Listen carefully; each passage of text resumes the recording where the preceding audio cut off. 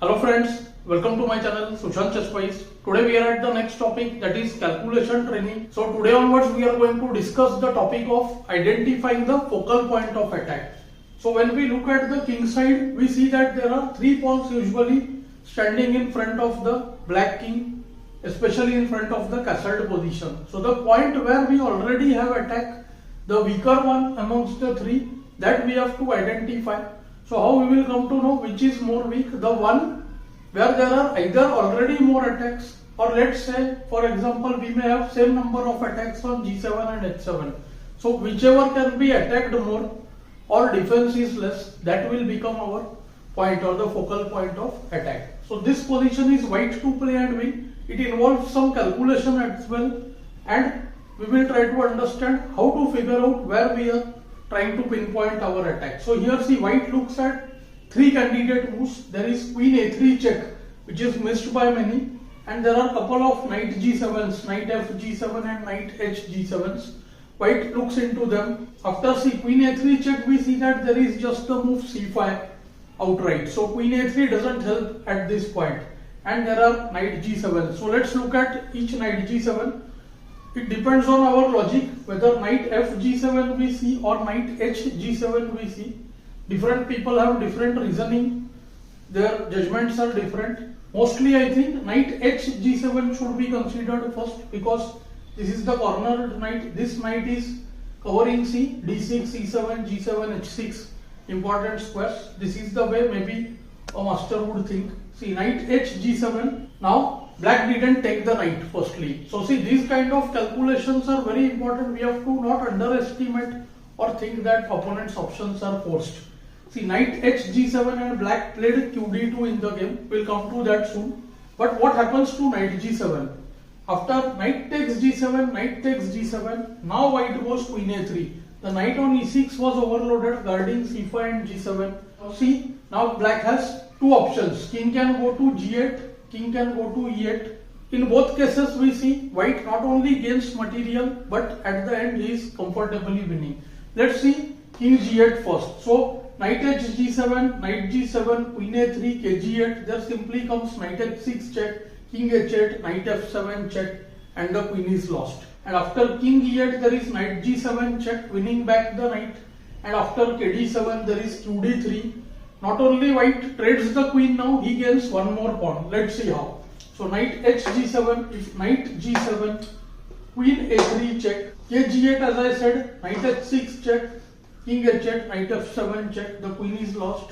So black can go ke8, then comes still knight g7 check, kd7, qd3 check, kc7, and we see that after trade of queens, white plays knight f5, attacks h6 first, and after h5 goes knight d6, creating another fork, and here see, white would be 2 pawns up and he will win the game easily. So black decided not to go for the move knight g7.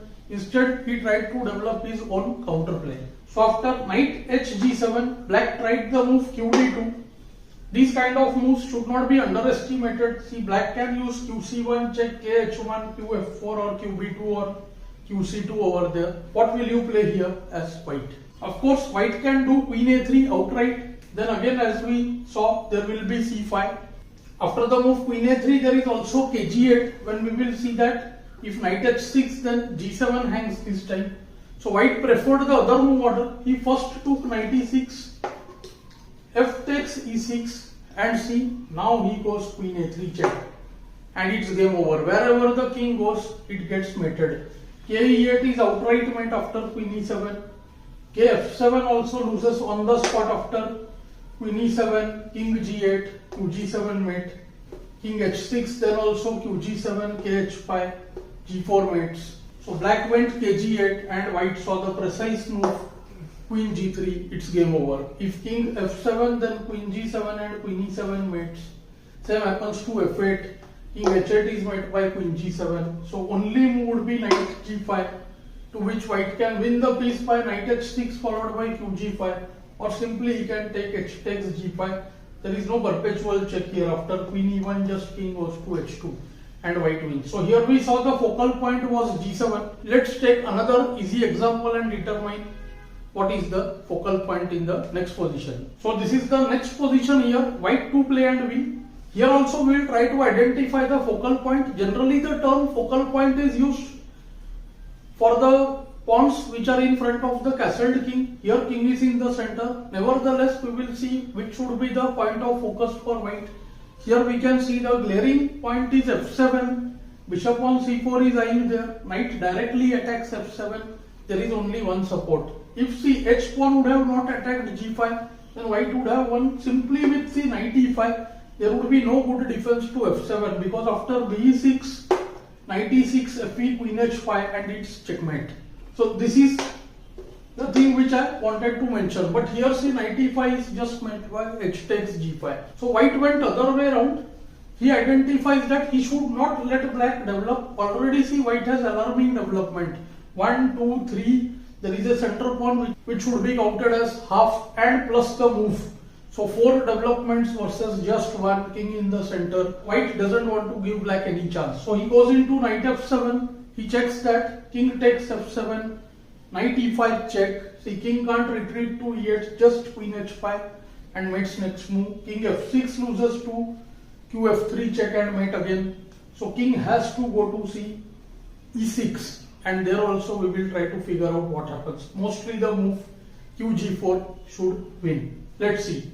White went knight f7, king takes f7, knight e5 check as I said. K8, QH5, G6, QG6 checkmates.